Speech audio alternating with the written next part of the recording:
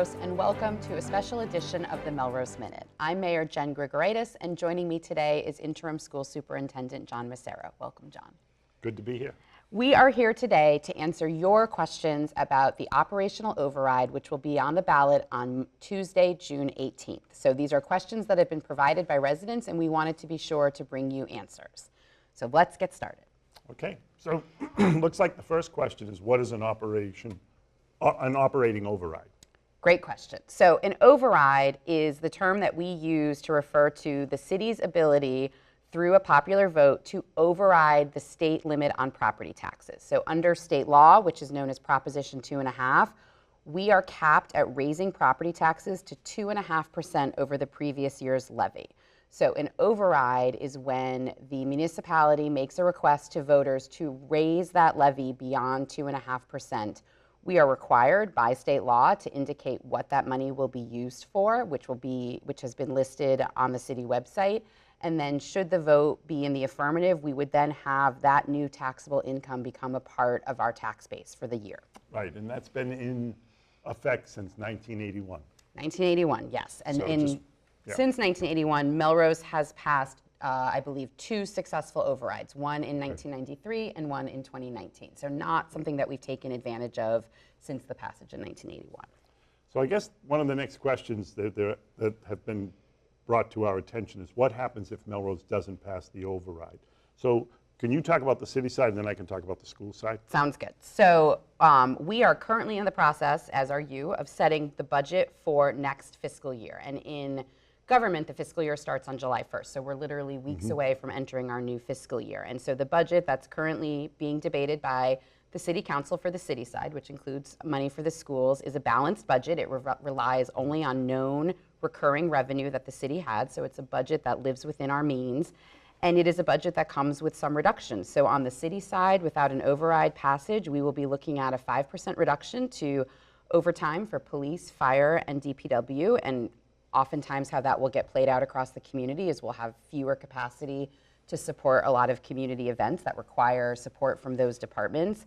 We will be leaving vacant our sustainability manager position, our economic development director, and our social services coordinator. Those are all roles that have been added to the city over the past couple years and that provide direct services to residents, helping them either access sustainable grants and funding to help reduce their energy costs, providing social support for our residents who are at risk, need help with accessing state and federal aid programs.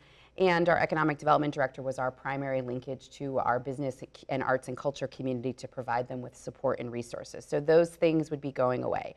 Also on the city side, we are currently in the process of negotiating contracts with our 2 police and 1 fire union, and we are really out of market when it comes to paying our police and fire. And so that's something we're trying to address in this contract negotiation, but that takes funding, and our concern is that without an additional amount of funding, it will be really hard for us to maintain those contracts and our current level of staffing in those departments in future years. So it is definitely a request to the community to help us keep our police and fire staffing where it needs to be. And we've been actually fluctuating between 11 and 8 vacancies on the fire side for over a year, which has resulted in us holding folks over for sometimes working 72 hours straight, and also has at times had us have to close stations and take our ambulance out of service. So that's what we're expecting on the city side without an override. Do you want to talk a little bit about the schools? Sure. So on the school side, what's happening is originally we had put together a budget that included all of our needs base as moved on, and that was, a request by the public. The public wants to know, what is it that's going to what do we need in order for Melrose Public Schools to continue its strong reputation as it moves forward. In this particular case, we've approved a current budget, and that current budget consists of about $47 million, which is about 4.2 million short of the needs-based budget. And it really has there is no fat on the budget. We've actually had to, and this past week, I've actually had to give out non-renewals due to budget. We've had to eliminate for next year up to 17 positions, and then we also had additional positions that we were going to bring on, and those would not be funded. So there's a huge amount, and part of the problem that we've kind of been dealing with is the reason we've been able to continue on is because what's happened is at the end of the year, the city has come through with free cash to put in there. And that can no longer happen because we need to be able to set the budget for what the budget is and move forward on that. And so as we move forward, this current budget is eliminating teachers in some of the sections of classrooms at the elementary level. It's eliminating paraprofessionals in the kindergarten classrooms. It's eliminating some administration support that is needed. There's a whole bundle of areas, as well as your supplies, your needs for professional development, and all of those areas. So there's not a lot of wiggle room at all. And so we're very, very concerned about that.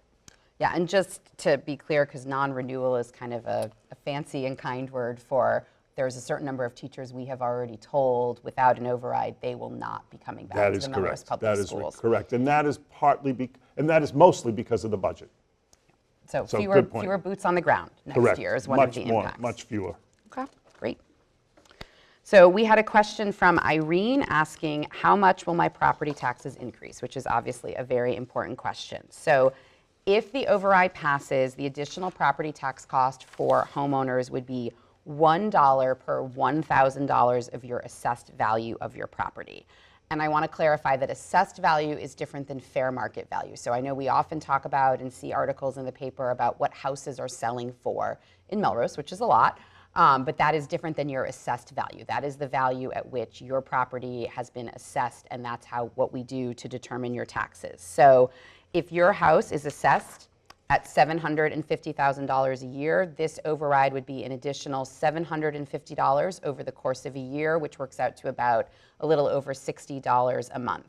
On the city website, under the city finances section, there is a calculator where you can look up the assessed value of your home, because not everyone knows it, or your property, and then you can do the calculation of the $1 per $1,000 of assessed value. And then for those that really like to hear it in precise terms, our current non-override residential tax rate for next year will be $9.93 per $1,000 of assessed value.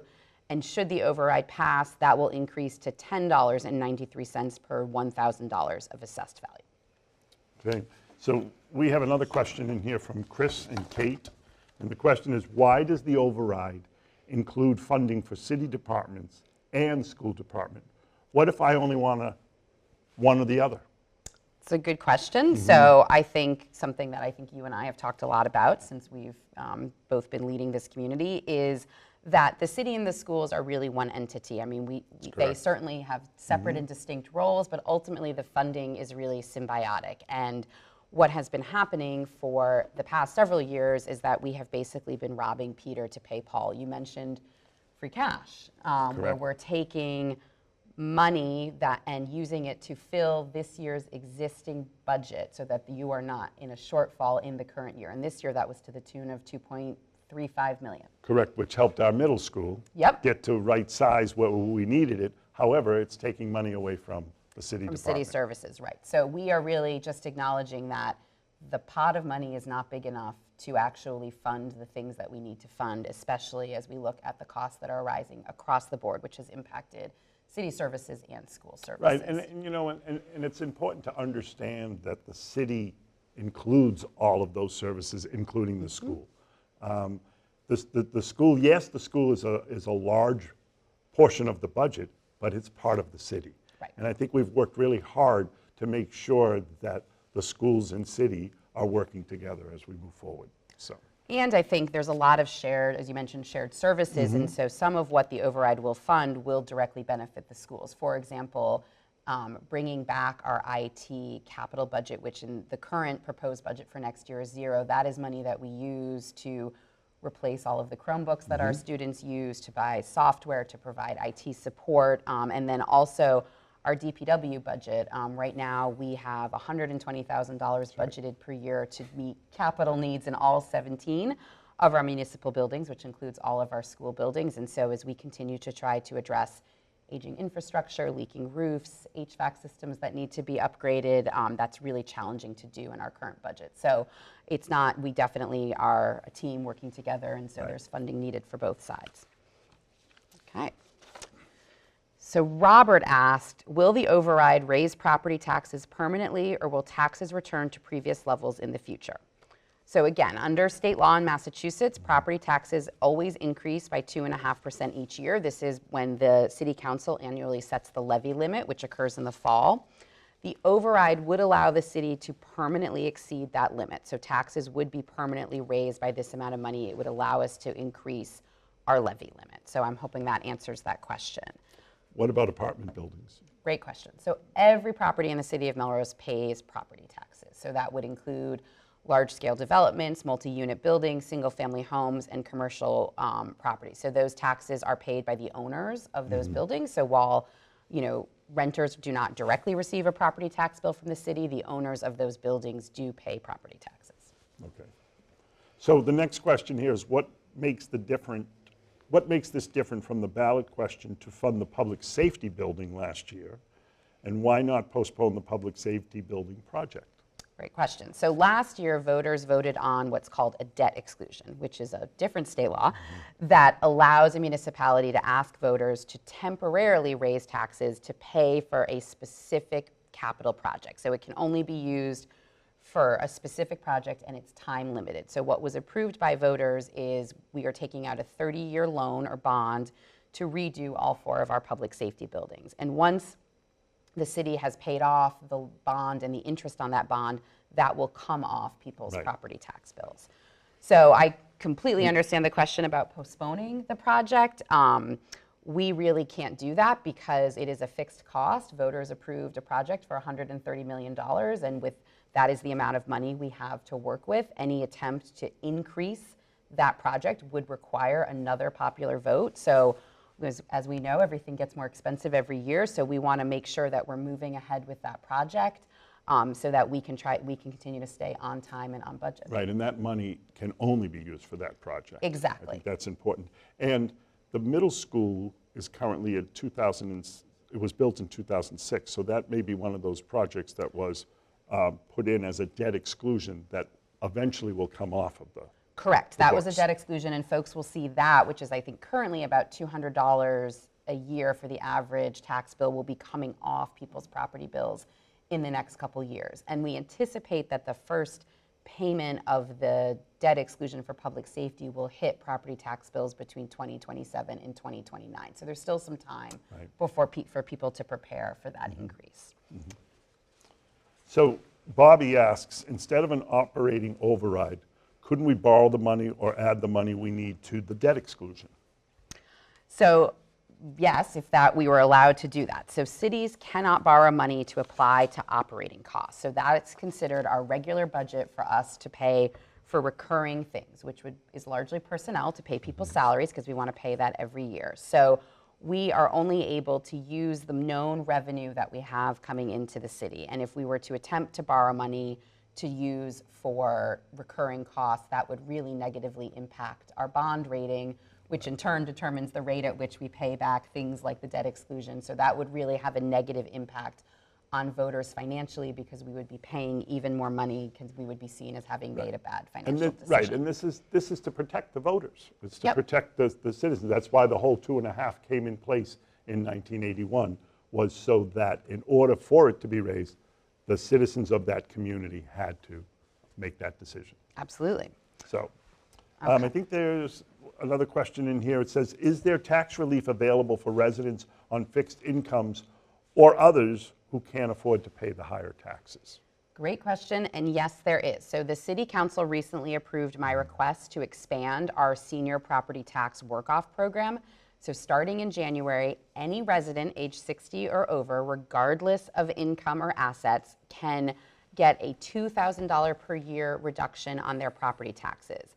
We have older residents work in city buildings. They provide assistance, often answering phones, assisting with mailings and other administrative tasks in exchange for this reduction on their property taxes. There is a clause in that program, which is a state program, that allows for residents who maybe can't physically work to designate a proxy to do that work for them. So if there are residents who want to take advantage of that program and they're unsure whether or not they can physically do it, I strongly encourage them to call the mayor's office or to call the Council on Aging, who administers the program, and we will work with anyone who needs to take advantage of that program to help them be able to do so. So it's a really important program. It is in effect whether or not the override passes. So we want to recognize the increased costs all around for our older residents. I have to say, that is a wonderful initiative that you and the City Council have done for Melrose. I only wish we could have that in my community right now, but yes, no, that's great. Thank you for doing that. We're hoping it helps, so thank you. Our next question is about the timing of this. So why are we doing this now and not in November, and can we get the funding right away? Do you want to talk a little bit about the why for the school So side? I will talk about, yes. So if we were to wait till November, that would mean that the funding that we would get from that would not help us at all so starting in September. So the reason why we're doing this election now in June is if it passes, it then allows our budget to increase by the 4.2 million. That allows us to go right into the needs-based budget following July 1st.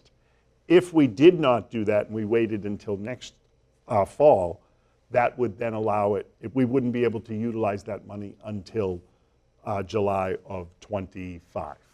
Correct. So yes, I think to answer the can we get the funding right away, yes. Should the override pass, the increase in funding would become available right away to the city. We would go through a process with the City Council to do a supplemental increase to the budget so that we would be able to start next fiscal year, which starts in just a few weeks on July 1st, with this increased funding. And I think, like you, it's a recognition on the city side that we're currently in negotiations around contracts for police and fire. Some of those contracts have been up for almost a year, that we want to be able to know as soon as possible whether or not we have increased funding to work with as we try to provide a competitive rate for those first responders. And I also think it's important, most people understand calendar year, but when you work in our world, we call it the fiscal year. And so that fiscal year, our budget is based from July 1st to June 30th, as opposed to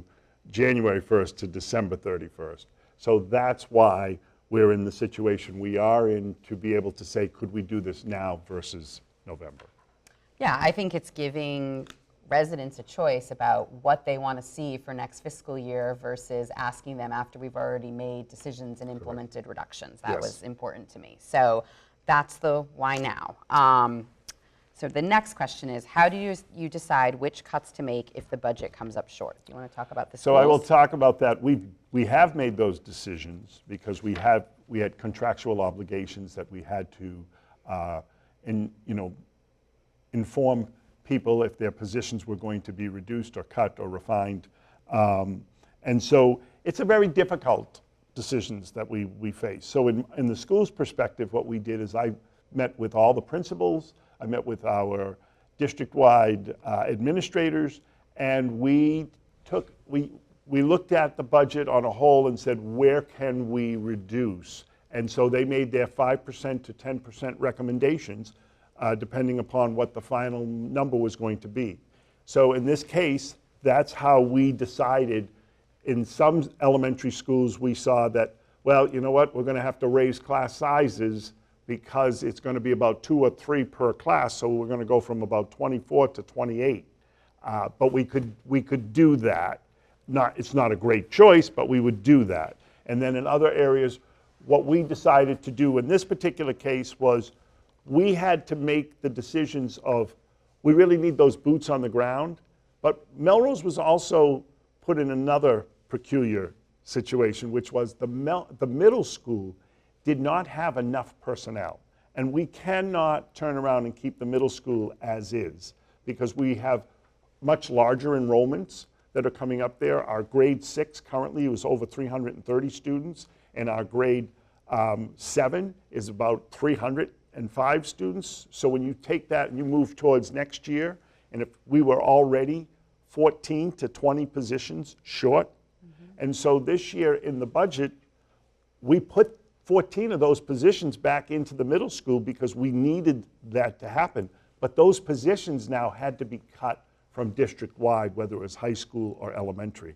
And so that's what also made that decision even harder. But that's where we were on the schools. Yeah, I know some of us have said it before in public meetings, it's the buffet of bad options. That is where we are choosing from. I think on the city side, because the school budget process is a little bit ahead of the city budget process, once we had all of our known costs, which are housed on the city side, which includes the 6% increase we were seeing to our health insurance obligations for employees, our 20% increase in electricity costs for all of our municipal buildings, our mandated costs under our current collective bargaining agreements, our first priority was to eliminate the structural deficit that's been in the school side so that we're not trying to fill the current budget year with free cash every year. So that was $2.5 million that we took out of the quote unquote city side to move to the school side of the ledger. And when we did that, that left things on the city side incredibly tight. So, like we were trying to preserve the positions that we currently have, which for us meant not filling some key vacant positions, which means that there will be fewer people in City Hall to meet resident needs, and then to really cut down in the areas where we can, which includes things like capital and maintenance, IT maintenance, overtime costs, and those are things that we will continue to rely on any excess funding at the end of the year to fill those holes, which can be a very unpredictable way of running a city. Yeah, certainly can. So another question we've had is, what are the ramifications for police and fire response if the override doesn't pass? So I think the thing for folks to understand is that, like we've seen with some of our other groups of city employees, our police and fire salaries are really not staying competitive with our neighboring communities. And so what is happening is that we are having an increasingly difficult time attracting and retaining staff in those departments. For example, we had someone apply to pull off the civil service list for our fire department, and before we were even able to bring them in for an interview, they took a position in a neighboring community where they were able to get a $10,000 signing bonus for joining that department. So we are experiencing real difficulty in filling our vacancies and then in being able to retain folks when they can literally drive 2 miles away and make significantly more money. So we currently are operating with between 11 and 8 vacancies on the fire side, which means that we are holding staff over for mandatory overtime, which means that they're staying at work, they're not leaving and seeing their families, which means that our overtime costs have been really significant. And it means that at times we have had to reduce services, which directly impacts response. So under our collective bargaining agreement with the fire union, when we need to reduce personnel, the first thing that we do is close the ambulance, which is obviously a critical service that many people rely on. It's also a revenue generator for the city. So that sort of has multiple impacts when we have to do things like that. On the police side, we're seeing the same challenges around compensation. We also have several members of our department who are preparing to retire. We already anticipate 4 vacancies in the department for next year, and so we need to be able to recruit and retain new folks to join our force. And again, we are having a challenge with staying competitive with neighboring communities. So that makes it harder for us to fill those vacancies, which means that we're relying more frequently on overtime, which is both more expensive and harder for us to predict from a cost perspective. And that's exactly the same on the school sides, because we're competing with, we're in the Middlesex League, we're competing with multiple districts who are looking for the same positions, and when you're competing with somebody giving, who's going to have a $10,000 more versus somewhere else, they're making those choices. So does the override budget fund everything the city wants or just what we need? How does the city make sure we don't spend beyond our means? And this is a question from Mike. And this is a great question. There are so many things that I want for the city of Melrose, and I'm sure there are so many things you want too.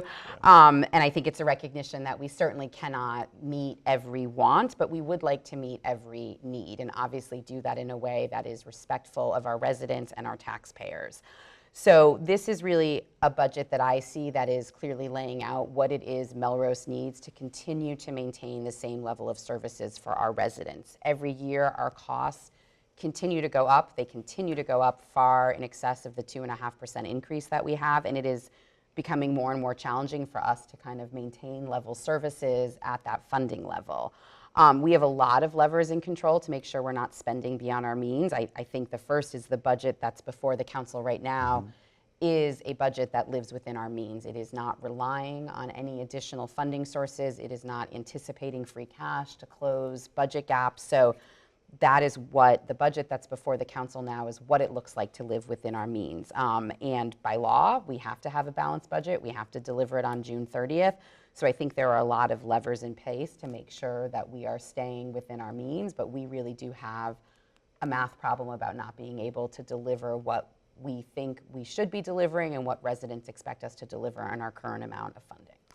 Which is a great opportunity for the residents to understand and know what are our needs. And that's why, here's an opportunity. If you take a look at on the school side, you'll see this is the bare bones budget. And then, okay, here's what we need, and we're spelling that out in a line item budget. So there's no hidden cost on any of that. You'll see exactly what we need and why we're asking for those.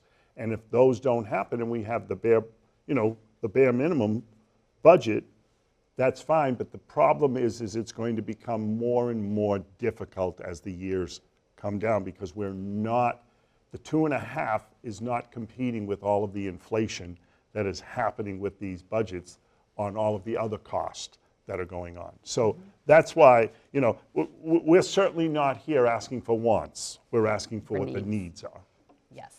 And I think, just as a reminder for folks, that every single line of the city budget and the school budget does go before the city council for review and approval. Those budget hearings are happening now through the end of the month. They started earlier in May. I definitely encourage residents to check them out. You can see the recordings from previous meetings, thanks to our friends at MMTV. You can also come in person to the council chamber. They're on Monday and Thursday evenings, or watch those meetings live on MMTV. But that's a real opportunity for an entire other group of residents who are also elected officials to publicly and transparently review that budget. They ask department head questions about what is before them. So it's really trying to show the community what it is that we need and how it is that we're living within our means, and what is missing from that. Right, and I would also urge folks to watch the school committee meetings from January through the last 4 or 5 school committee meetings, and you will see how we talked about all of the variable differences within the budgets, the needs-based budget, where we're at, what the current budget has, what are our needs, and all of that. And then on June 10th, I will be before the city council. So tune in. Lots of opportunities to see us on TV. So now we're going to switch to some questions regarding the school budget specifically. So the first question is, why did you put together this kind of budget based on needs, and how is it different than what we have done in the past? So there's a couple of budgets, right? You take a look at a level service budget, which is what you take everybody that you currently have and all the programs that you have, and you move that forward, and what are those costs? What are those additional costs? And that's the level service breakdown of, contractual obligations, the increases, and all of those areas. However, that never gets to the need of what additional positions that you need. And so when I came on board here in Melrose, I met with many people in the community, PTOs, parents, school committee, parent university day, talked to multiple people. And one of the big questions was, could you please show us what it is that we need in this district? In order for us to continue to move forward. So we put together a needs-based budget. We went through it. I broke it down with each principal. What is it that they need to be successful in their buildings, and how do we move, our budget in a direction so that we are fulfilling all of the needs that every student has to have and deserves to have. And so this is the budget that we put together, and that's primarily the difference, as opposed from it just being the same budget moving forward and keeping the same things and missing out on those other opportunities. And so this needs-based budget really shows you what Melrose needs. And the reason why you want to have a needs-based budget is because not only our students are competing against students from all other districts in this state. And people may not understand that until our students are trying to go to college and then they're competing. It's no longer just a neighborhood where you can go in and you can do this. We're on a world stage, our children. And so they're competing globally for entrances, and we need to make them successful. So it's our responsibility to give them that same opportunity that someone might have in Burlington, that someone might have in Lexington. And so that's why we put together this needs-based budget. Great, thank you. So the next question is about school enrollment. Our school enrollment is back up to pre-pandemic levels and high in some places like the middle school. But you have said it is enrollment and student needs you are worried about. What does that mean? So the middle school is a clear example. Over the last couple of years, and folks will tell you the students that are in grade 7 have been a bubble year as they've come up, and grade 6 currently that's going into 7 is a bubble year. And what I mean by a bubble year is that we tend to have about 20 to 30 or 40 students larger than an average school year. So in Melrose, your average class size was probably over the last, before pre-pandemic, was probably at around 275 per grade. Since post-pandemic, we've noticed, and even before pandemic, but we started to notice that the grade enrollments were increasing to 300 or above. So now we can no longer turn around and base our sections based on 275. We have to base them on 300, which there again, that's additional staffing and all of that when you're trying to keep your class sizes low. In some cases, as you'll see at the middle school, we are now we're going well over the 300. So next year at the middle school, we'll be close to about 960, whereas this year we were just over 900, 920. So there's a huge increase that's happening. When that happens, of course, you need to have more, you have to bring more staff on and things. Plus, you have to make sure that your students have the ability within the space that they're in and all of that. So it brings a whole dynamic of challenges. And so what we're doing now is that we're looking at that enrollment, and we are concerned because we can't, or what we would have to do is bring our class sizes up. So case in point at the middle school this year, with the 6th grade, we were able to add 2 positions in grade 6, and we added a guidance counselor, but we weren't able to add any of the cross-team sections. So our students in grade 6 would come out of a class of size of 22 in their classroom, but they would then go to an enrichment opportunity of 35 students. Okay. And less staffing, more students, behavioral issues start to occur and all of that. So that is a big issue for Melrose. It's something that we are trying to deal with, and that is part of the needs-based budget. Okay, great. And continuing on that theme of students and teachers and numbers, so I know one of the proposals in the current budget without the override is that we would be taking teachers from the high school to move them to the middle school. Can you talk about what that will mean for the high school? Right, so what that bottom line is that we're making the middle school schedule its own schedule, and the high school has their current schedule. So for years, we were sharing the high school and the middle school schedule was all on one schedule. And it was a good idea because you were able to share staff.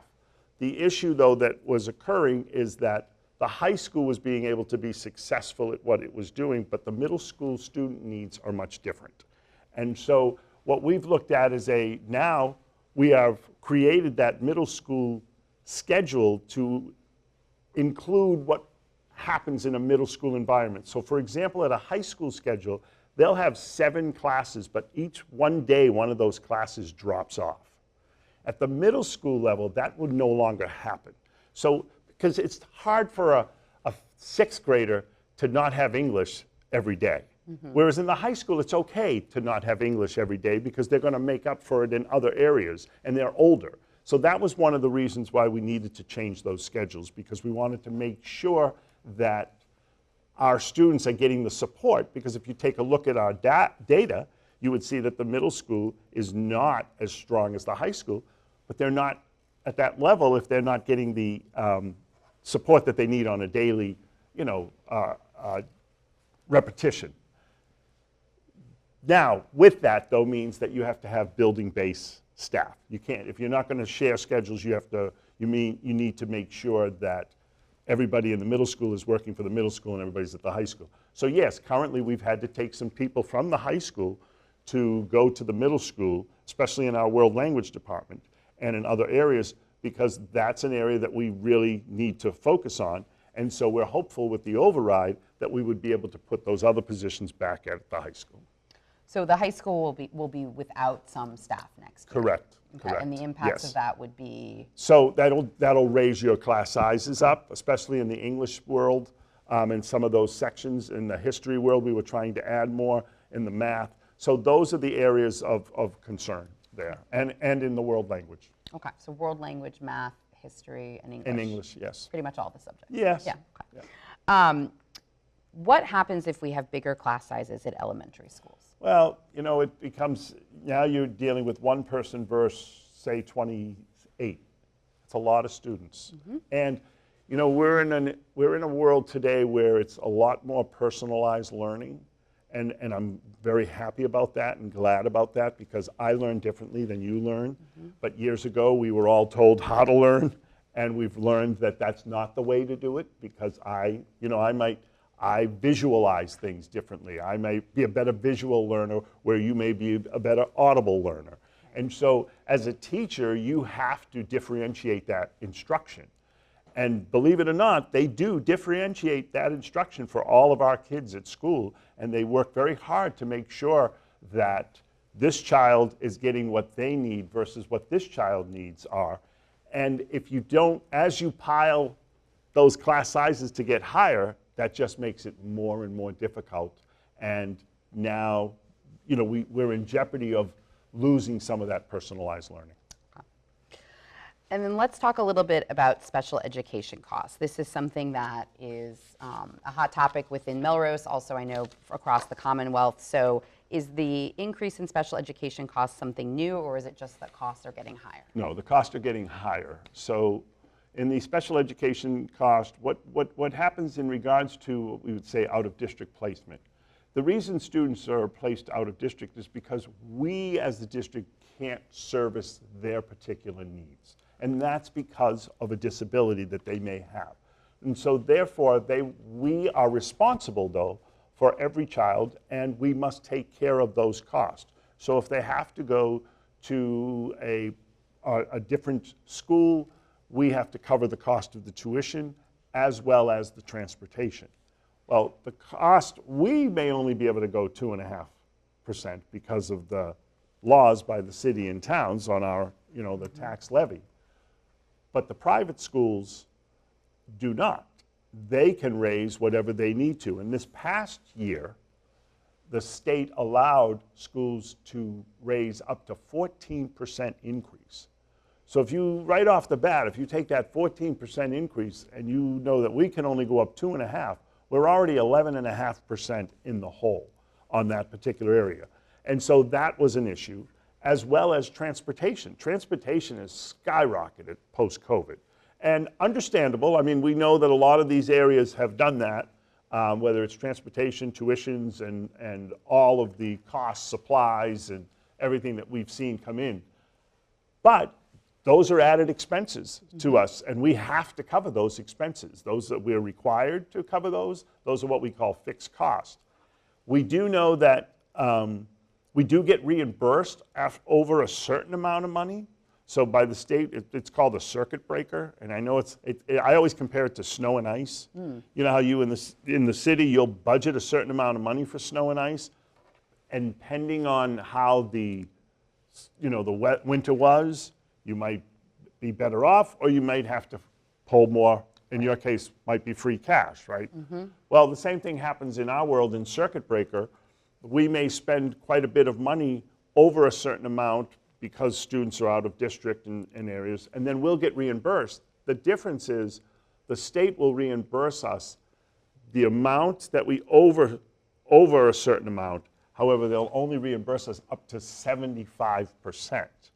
So in the end, it's really, when you put it all together, it's about a 28 to 29% reimbursement of what we're paying on from the schools. So that is the issue here. Special ed, it's not new, but the prices are increasing rapidly. Yes, they are, and we're seeing the impacts of that across both budgets. So moving on to a question we've received, what happened to the funds raised in the 2019 override?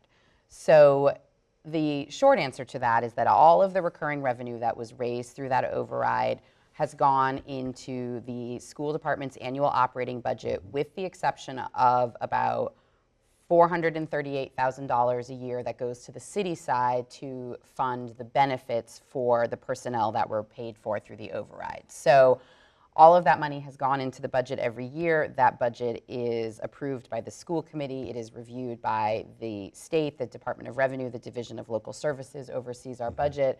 DESE, the Department of Elementary and Secondary Education, oversees our budget. So there has been oversight at the local and state level of where that funding goes. To break it down, the override funds were used to do the following.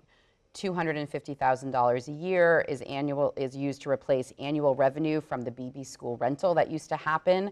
$750,000 a year were used to fill the then school structural deficit in the budget. $425,000 for instructional supplies and material, $1.85 million to fund the teacher contract that was settled in FY20, so that was 2 contracts ago.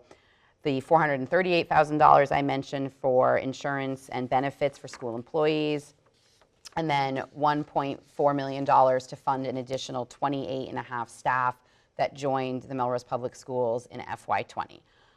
Obviously, a lot occurred since FY20, and so there has certainly been shifting of positions as we have addressed all of the things that occurred with the pandemic, teachers that have moved on, needing different needs, but all of those positions are still there in the school building. Correct, and I think that it's important to point out that, you know, the pandemic then hit in March of 2020, and we're all still feeling the effects of the post-pandemic financially. I think personally we all feel it at home with what we're seeing, the inflation that's going out when we go grocery shopping, when we do all of those areas.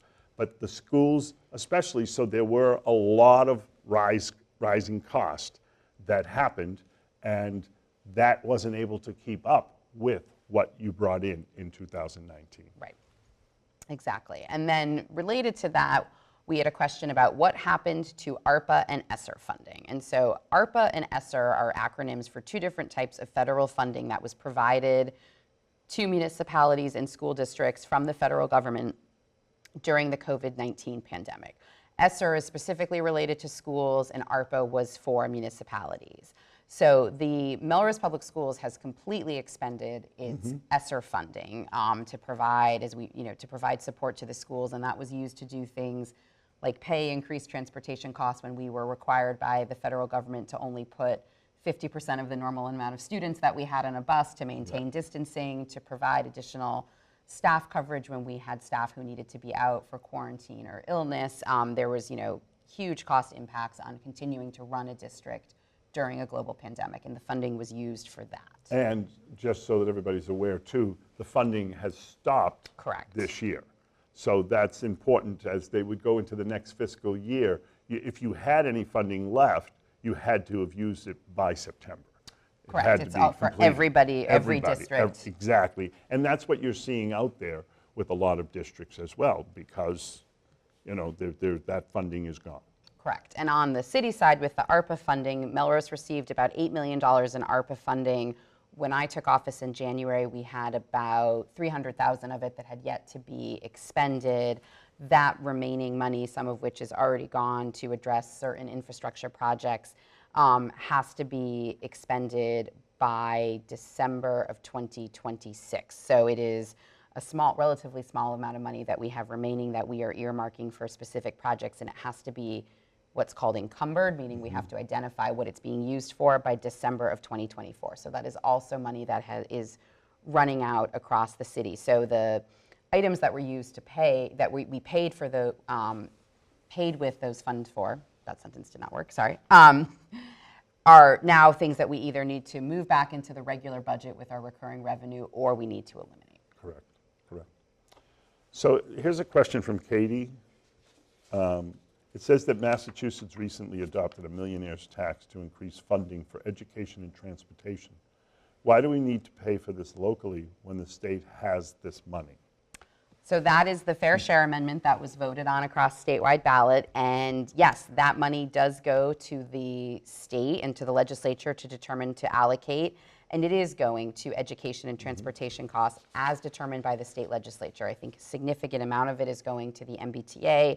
There's also funding from the education perspective being put toward early childhood education as the governor rolls out programs in certain communities, and to community college. Right, I was going to say higher education is also part of the education. A lot of times we think about just pre-K through 12 as the education, but in Massachusetts, they're also taking a look at the higher education, which is community colleges and state colleges, in order to help those. So that's part of that area. And it's the legislation that decides what that breakdown is going to be. Correct. And while we do receive money from the legislature every year for education, this year we saw an increase of about $300,000, which obviously is far short of the $4.2 million that we had identified as being needed. So while the state certainly is helping to support our education needs, they are not doing that to the level of money which we need to be delivering a needs-based budget. So our next question is, people say that there's money to fund the city, like free cash and other funds. Is that true? And then what are those used for? So that's a great question. There are several different sources of funding for the city, but the only sustainable year-over-year source of funding is our tax revenue. So that is what, when we're talking about recurring costs like personnel, that is the money that we need to be relying on. I know there are a lot of questions about things like free cash and stabilization funds. There's also different types of funding that we access, like the cannabis tax funding, and we've really tried to put as much information as we can out there about that. So I encourage folks to review the various Melrose minutes talking about things like free cash, about how we set the budget, about the cannabis changes to cannabis law and how that's impacted our budget.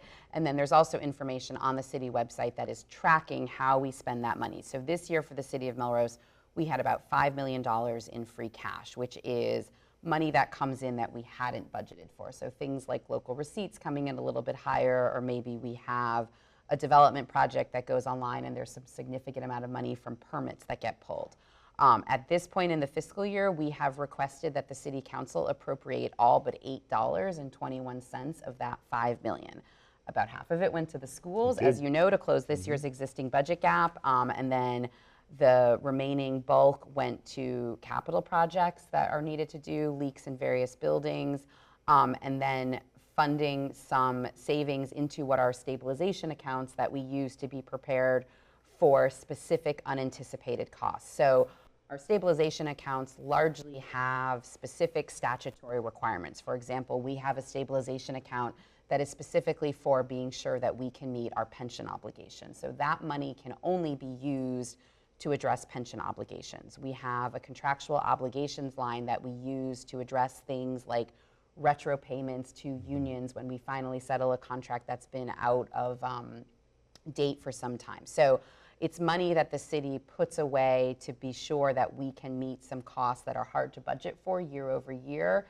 And that is something that when we are assessed for our bond rating by outside agencies, they want to make sure that we are maintaining those funds. I don't think they want to see a city that is completely reliant on, has no savings, has no excess revenue year over year. That comes with a huge risk in terms of us being seen as not being good fiscal stewards of taxpayer dollars. So those funds exist. It's important that they exist, and it's important that they be used for their specified purpose, which is to meet these defined costs that are hard to anticipate year over year.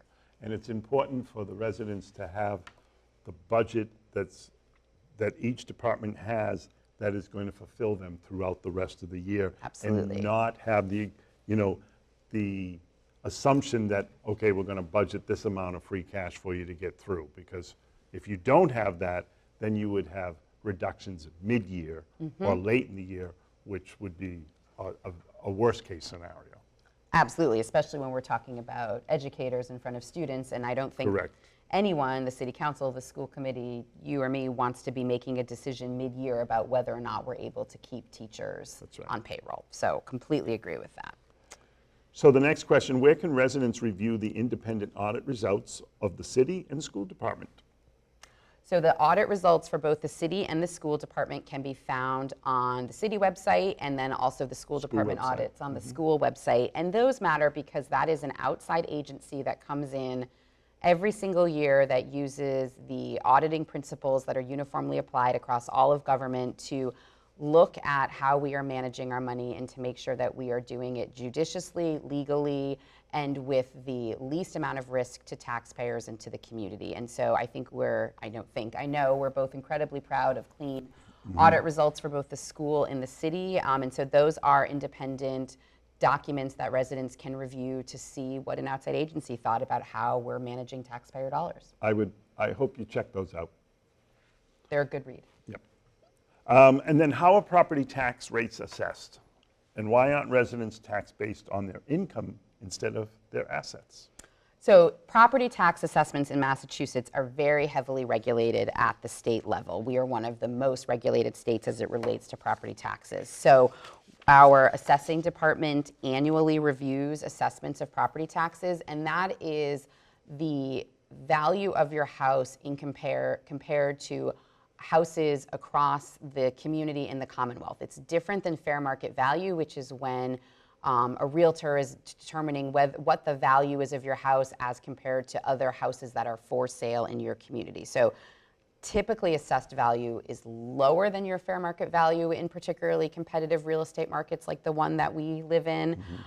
So that is reviewed every year by our assessing office, and then the assessment rate is set by our board of assessors, and then our tax levy and tax rate is approved by the city council. So there are lots of different entities that are playing a role in determining both the assessed value and the property tax rate that is set for our community, obviously within the confines of the multiple state laws that govern that. And so we have a final question here. There's a lot about challenges and bad things that will happen if we don't pass this. But what are the good things and the opportunities for Melrose if we do pass it? That's So a great question. Yeah, so I'll let you start. So I think the opportunities for Melrose on the city side is for us to be able to sustainably maintain services for residents. And it's for us to actually start to be a little forward thinking as a community. To have the ability to maintain positions like the sustainability manager who's worked with senior citizens to help them opt into cheaper electrical contracts, to help them find ways to save on energy costs, has had a direct impact on residents' finances. And so we want to be able to continue offer those level of services. We also want to be able to prepare and respond to what we know are challenges in maintaining our city infrastructure. Our community was founded in 1890. We have buildings that are well over 60, 70, 80 years old. Those come with challenges, and we want to be able to actually maintain those buildings and proactively address challenges before they become a crisis. And the only way we can do that is when we have known sustainable amounts of funding to do that. So I think this override would allow us to live within our means and be able to deliver consistent, quality, predictable services for our residents, which I think in turn makes this community, which is already a fantastic place to live, even stronger. And I would say on the school side, what this allows is it allows us to put the boots on the ground that we desperately need to be able to have. It allows us to increase our teacher personnel. It allows us to put paraprofessionals in the kindergarten classrooms. It allows us to have more support for students. We have, I will say this to you, I've thoroughly enjoyed my year here in Melrose, and you know, it's great being retired. It would kind of surprise me that I'm back in here, but this has been a community that I have, to be quite honest, have really fell in love with and enjoyed and working with, because education is really a priority here. And it is such a priority that you see our students who are very, very successful. We have 233 students who will be graduating this year from Melrose Public Schools. those students are going on to wonderful educating universities all across this country. And we are so proud of the work that those students have done. Well, our teachers have done incredible work to make sure that those kids have been there and have gotten that. And that's a celebration, not just for the seniors, but that's a celebration for the community. And that's what's important. And I always say to people, when graduation happens, this isn't just about the students who graduated. This isn't just about parents who are having their child graduate. This is about us as a community. We have moved a group of individuals on to the next stage of their life. And we need to be extremely proud of that work that we've done. And this allows our kids the opportunity, as I said earlier, to be able to be accepted into those schools. So I'm really excited. If this override passes, it keeps us moving in that direction. Melrose this year at the high school is one of the top 100s of high school as it moved forward. We want to keep moving forward in that direction and upward. We believe, and I will tell you, I won't be here in the next 5 years, but I foresee this district continuing its growth and being one of the top schools in the state because of the commitment that it has and the opportunity that it has for students. So with this override passing, that's what I see. I see great opportunity for our students to be even more successful than they are now. Great. Thank you for being here. You're welcome. Thank you for inviting me. Thank you for tuning in, and as a reminder, you can vote in the special election, which will take place on Tuesday, June 18th. Polls will be open at the Melrose Middle School gym from 7 a.m. to 8 p.m. on Election Day. You can also vote in person in early voting on Saturday, June 8th at City Hall from 9 a.m. to 5 p.m.